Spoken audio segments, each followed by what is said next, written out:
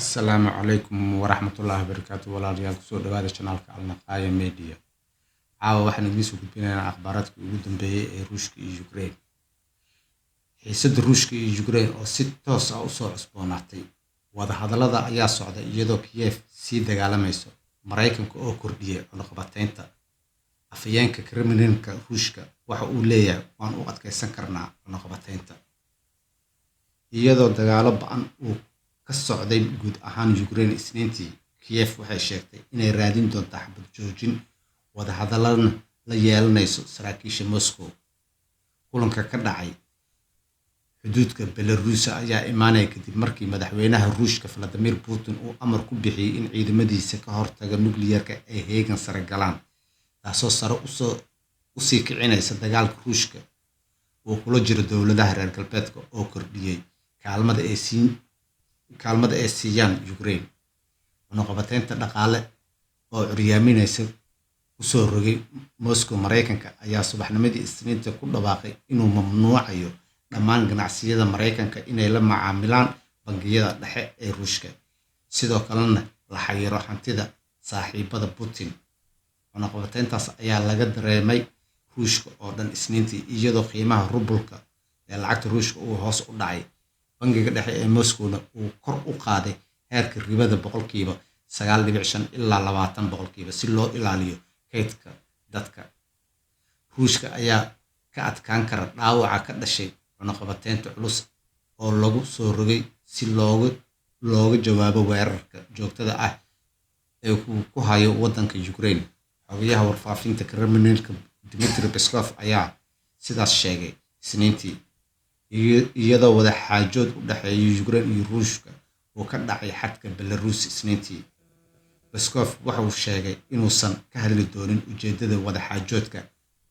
Aan sugno oo aan aragno waxay keenayaan, ayuu yiri, isaga oo raaciyay waan ka xumahay in wada xaajoodka uusan bilaabmin maalin ka hor ama xalay, isagoo hadlayay ka hor inta uusan Mareykanku ku dhawaaqin cunaqabatayn cusub oo uu saaray bangiga dhexe ee Ruushka. Saaka Peskov waxa uu qiray in xaqiiqda dhaqaale ee Ruushka ay isbedeshay iyadoo qiimaha rubalka uu hoos u dhacay Isniintii. Bangiga dhexe ee Moscow oo kor u qaaday heerka ribada 9.5% ilaa 20% si loo ilaaliyo kaydka dadka. Si kastaba ha ahaatee, waxa uu yiri ma jirto sabab looga shakiyo waxtarka iyo isku haleynta bangiga dhexe. Xiriirka Ruushku wuxuu diyaar u ahaa cunaqabataynta suurtagalka ah, xitaa cunaqabataynta ugu adag, ayuu yiri. Faalooyinkiisa ayaa yimid iyadoo Japan ay ku dhawaaqday inay ku biiri doonto cunaqabataynta caalamiga ah ee saaran bangiga dhexe ee Ruushka, iyadoo la xadidayo wax kala iibsiga oo ay la socdaan tallaabooyin kale.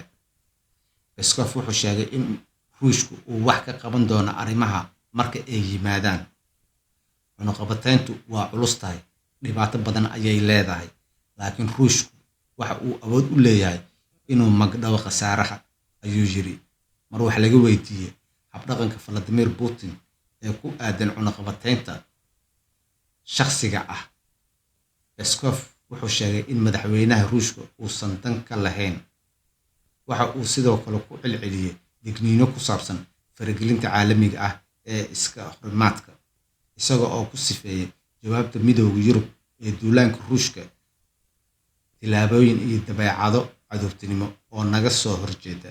Marka loo eego aragtidayda, sahayda hubka iyo rasaasta ee dhulka Ukraine waxay noqon kartaa mid aad khatar u ah, ayuu yiri, isaga oo ka digay in dadaaladaasi ay yeelan karaan cawaaqibyo khatar badan oo dheeraad ah.